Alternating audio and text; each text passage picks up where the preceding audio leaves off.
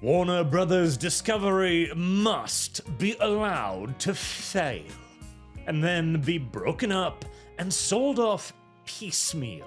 It is the only mildly palatable solution to the absolute nightmare of Netflix acquisition of Warner Brothers Discovery and its subsequent near incalculable power and influence, to the point where this nightmare keeps getting slightly worse day by day, like Netflix now hinting that maybe they're looking at buying Disney, and if they get away with the Warner Brothers Discovery purchase, they can. Not simply because they will start earning more money overnight, they won't, but because they will be sitting on such a huge slice of the entertainment cake that they can go out there to any bank, any investor, and say, listen, give us $1 billion, and you $1 billion each, and we will give you a slice of the titan of entertainment.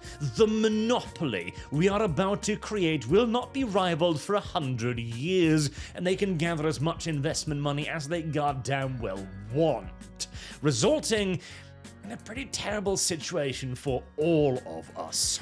The solution to this is, again, breaking up Warner Brothers, letting them fail, and then sell off individual IPs, possibly even individual characters, on auction to whomsoever wishes to get them, to allow for some new blood to get into entertainment, and for the salvage of established, beloved IPs and characters. But we'll expand upon that a little bit more in a second, as I want to just elaborate on what an absolute nightmare this is. We even got the competitor Paramount going, listen, Trump, if you allow us to get away with what no one should be allowed to get away with, this is literally the reason why antitrust was created, well, we are going to make massive changes to CNN. We are going to make them your professional fluffers, and whilst admittedly I do feel a mild stirring in my pants at the idea of bending CNN to the wills of the Trump-lophagus,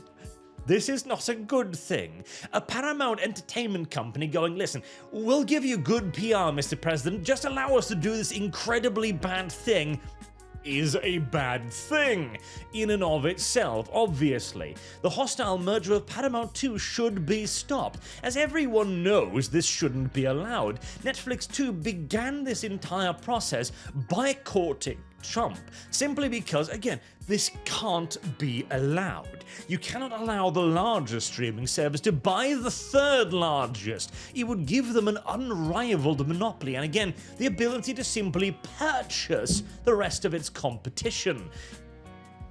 And therein also, of course, comes the sheer scale and scope of this acquisition. We are talking The Lord of the Rings, an enormous setting, and one that people are thirsting for after the absolute failure of the Rings of Power. The Lord of the Rings alone would probably be too much to give to Netflix. Then you've got Harry Potter, another titanic and seriously underused entity. You've got Game of Thrones, which huge amount of potential alternative storylines for you to create, or hell, just rewrite the entire fucking show at this point. Considering the rampant unpopularity of its ending. And then DC, of course.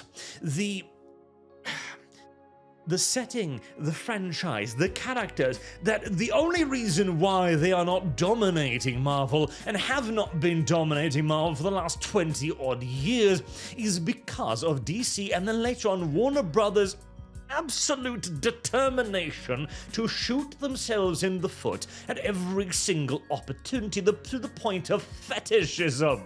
The amount of errors and mistakes that have been made with DC are so repugnantly obvious that they cannot have been made by anything else but sheer fucking malice.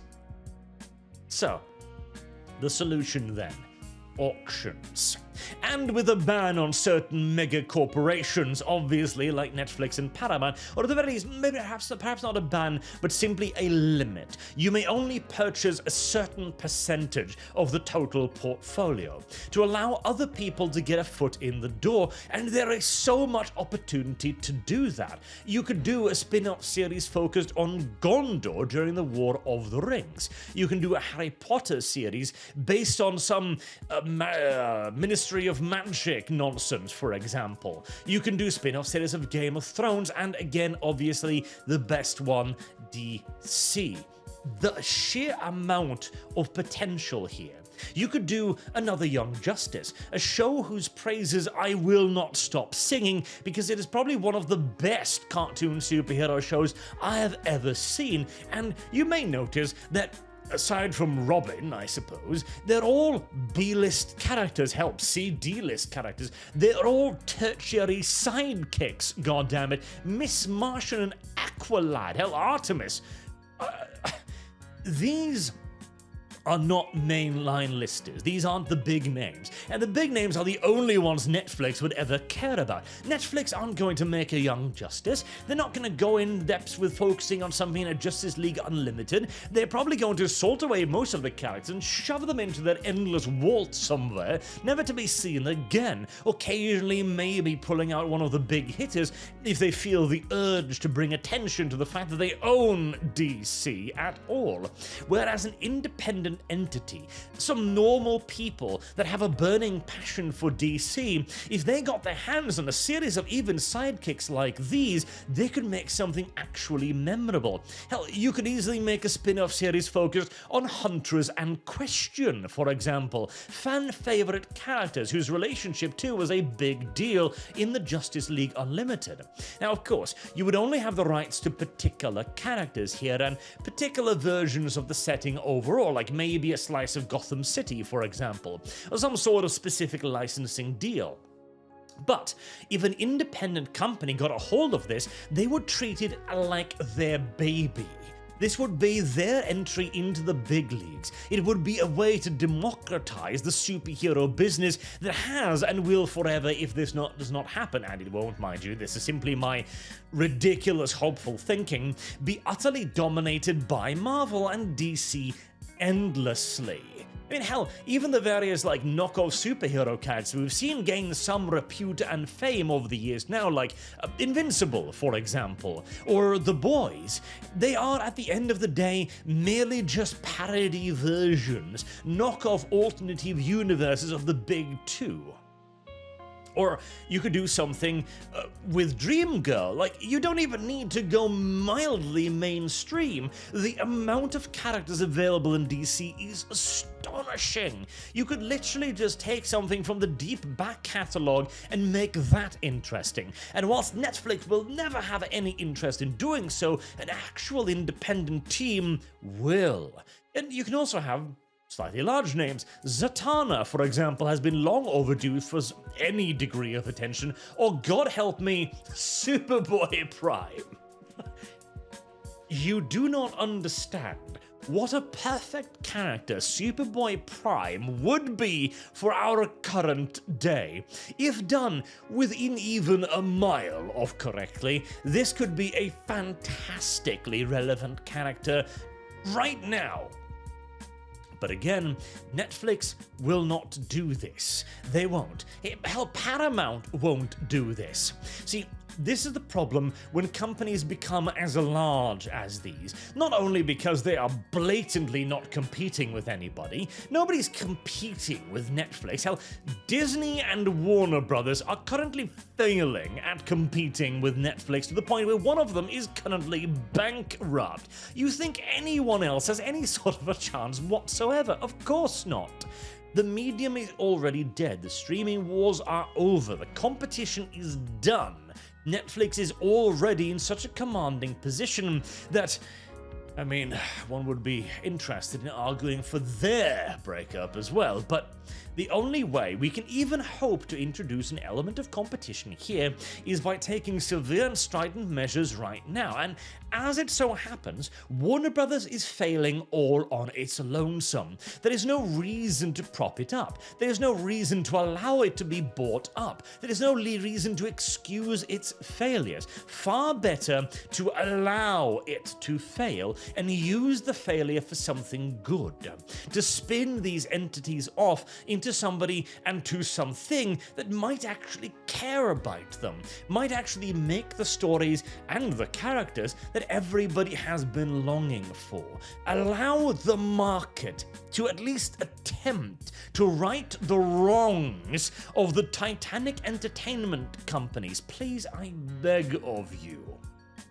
And again, the only other option here is to either allow Warner Brothers to break itself up into tiny little component pieces and see if they can maybe make a living, which probably they won't. They'll simply be crushed by Netflix and slowly but surely absorbed into another mega corporation, which is the problem to begin with. Antitrust laws should already have been applied stridently a long time ago, long before any of these corporations were using TV channels as goddamn go-go beads, gathering them up like some sort of perverse fetishism. We need to expand our understanding of a monopoly. And hey, no, we don't even need to simply lean into the economic arguments here as well. On a simply pure moral basis, do you want any mega corporation to have complete control over children's entertainment? Can't help me. And especially a company like Netflix. Now, in Netflix defense, at least, I'm not even going to make the argument that Netflix is going to make everything suck, because they don't. Netflix is one of those companies that they have an interesting track record where basically everything produced in America, and mostly in the West, is woke nonsense by the boatload. But they're also more than willing to actually make good TV shows. It just usually has to be made outside of Europe, and Asia in particular. They're willing to do it. They have more of an ability to do it as well than Disney and Warner Brothers does, but they still have a very clear political agenda that, whilst they have again been sort of kind of moving away from it, they're in a very nebulous position. And if they literally gain access to everything, the sole remaining incentive to change their tune, which is currently working very well with Disney, to become solvent and to become economically manageable and successful, well, that last incentive simply disappears. If you allow them to become big enough, well, they'll become like Google.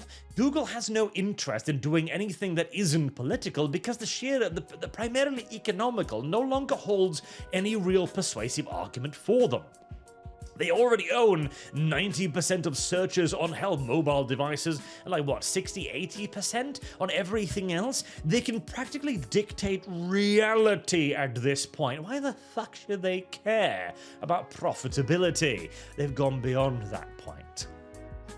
So, no matter how much they promise, no matter how much they fluff, they beg, they preen, they prance, this is going to be a big moment for the Trump administration here.